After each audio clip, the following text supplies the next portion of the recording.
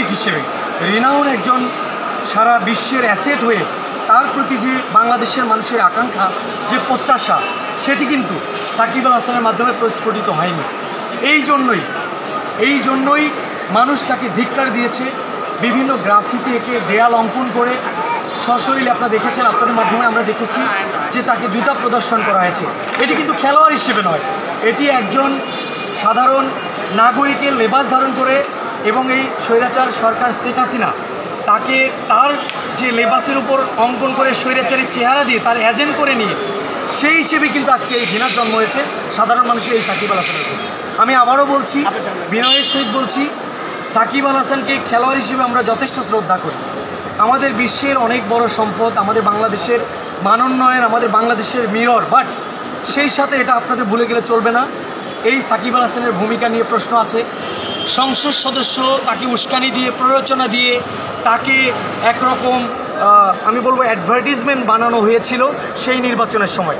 তাকে দেখিয়ে কোনোভাবে সরকার এই তার যে স্বৈরাচারী যে আচরণ, স্বৈরাচারী যে চেয়ার গদি, এটিকে তারা কুক্ষিগত করতে রাখতে চেয়েছিল।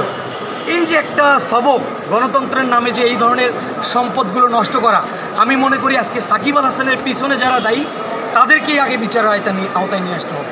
এখন বাংলাদেশের এই 2018 এবং 24-এর যে নির্বাচন প্রক্রিয়াটি সম্পূর্ণ একটা অবৈধ ছিল, অবৈধ পন্থায় ছিল।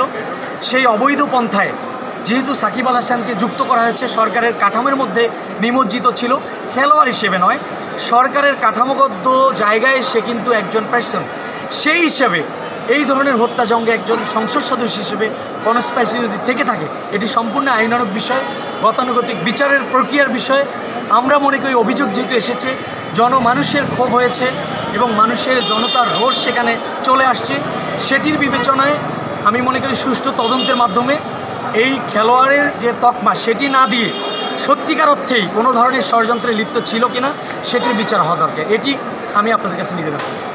এখনও সে খেলে যাচ্ছে এবং সেকেন্ড টেস্টে অবধারিত চয়েস, এবং জনরোষ আর ক্ষোভ কি আইনকে প্রভাবিত করতে পারে?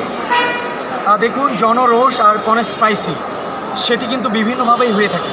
খেলোয়াড় হিসেবে আমাদের আলাদা আলাদা যে সংগঠন, আলাদা আলাদা যে ইনস্টিটিউট আছে, বিসিবি আছে, অন্যান্য আইনগত বিষয় আছে, সেগুলো কিন্তু তাদের আইনের একটা বিষয় আছে, সেগুলো কিন্তু আমরা আপাতত আমরা বলতে চাচ্ছি না বা বলতে পারছিও না। আমরা যেটি বলতে চাই যে সাকিব আল হাসানের যে বিষয়টি, এটি সম্পূর্ণ গতানুগতিক খেলোয়াড়ের বিষয় নয়। খেলোয়াড় হিসেবে তার যে রিপুটেশন, যে সম্মান, সেটি কিন্তু সম্পূর্ণই ভিন্ন বিষয়। এই জায়গাটি হচ্ছে একটু ভিন্ন জায়গা, আপনাদেরকে ওইভাবে আসতে হবে, ওইভাবে এই জিনিসগুলো একটু স্ক্রুটাইজিং করতে হবে।